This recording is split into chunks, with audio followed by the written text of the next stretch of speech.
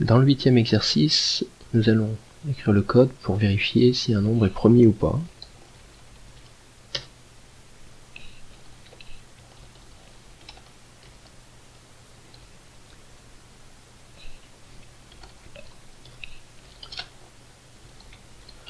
Alors ce problème est un petit peu délicat puisqu'on va avoir besoin d'utiliser ici une structure qu'on ne verra que dans une prochaine leçon qui est une boucle. Alors dans un premier temps, on va déjà demander à l'utilisateur de saisir son nombre.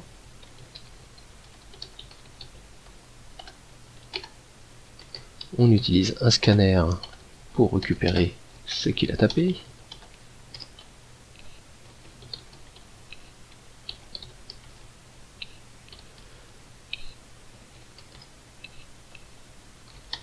Le nombre est récupéré dans une variable de type entier. Je referme le scanner à la fin. Alors un nombre est premier s'il n'est divisible par aucune des valeurs comprises entre 2 et lui-même. Alors pour ça, donc il me faut une boucle. On expliquera plus tard comment elle fonctionne, mais donc c'est une boucle qui va commencer à la valeur 2, qui va s'arrêter juste avant la valeur du nombre. C'est un algorithme naïf ici, il y a des moyens de faire ça de manière un petit peu plus intelligente, mais ça devrait suffire pour ici. Et donc le test, c'est si le nombre qu'on cherche est divisible par i,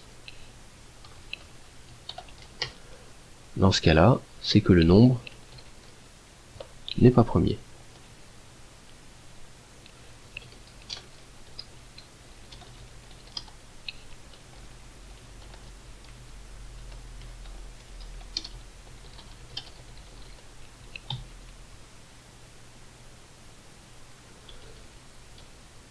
Je vais rajouter une variable booléenne ici qui va me dire, qui va se souvenir à chaque tour de boucle si on a trouvé un nombre premier ou pas.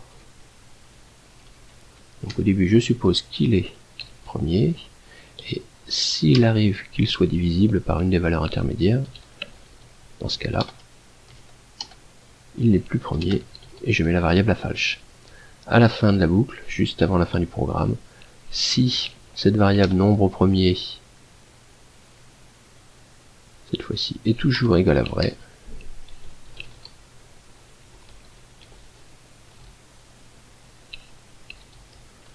j'indique que le nombre est premier.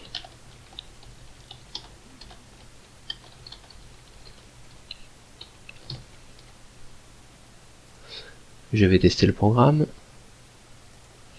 avec 2, le nombre est premier, avec 3, le nombre est premier, avec 4, le nombre n'est pas premier puisqu'il est divisé par 2, ainsi de suite, une valeur un peu plus grande, 13 est premier, 148 c'est un nombre pair donc il n'est pas premier. Alors vous voyez que le programme ici m'a affiché plusieurs fois que ce nombre n'était pas premier, ça veut dire qu'il avait plusieurs diviseurs possibles.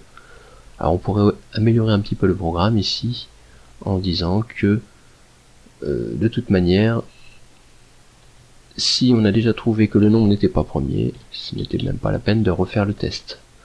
Donc pour ça, donc je vais combiner ici ces deux conditions. Donc si le nombre n'est pas premier, ce n'est même pas la peine de faire le deuxième test, à savoir s'il est divisible par la valeur en cours. On pourrait même améliorer ça encore en terminant la boucle au plus tôt, mais à nouveau, ça c'est quelque chose qu'on verra dans une prochaine leçon. Je recommence avec la valeur 148. Ah, visiblement, j'ai fait une erreur.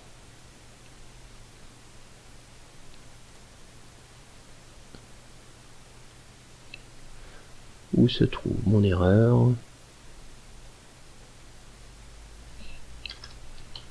Il s'agit d'un et logique à utiliser ici, et non pas d'un ou.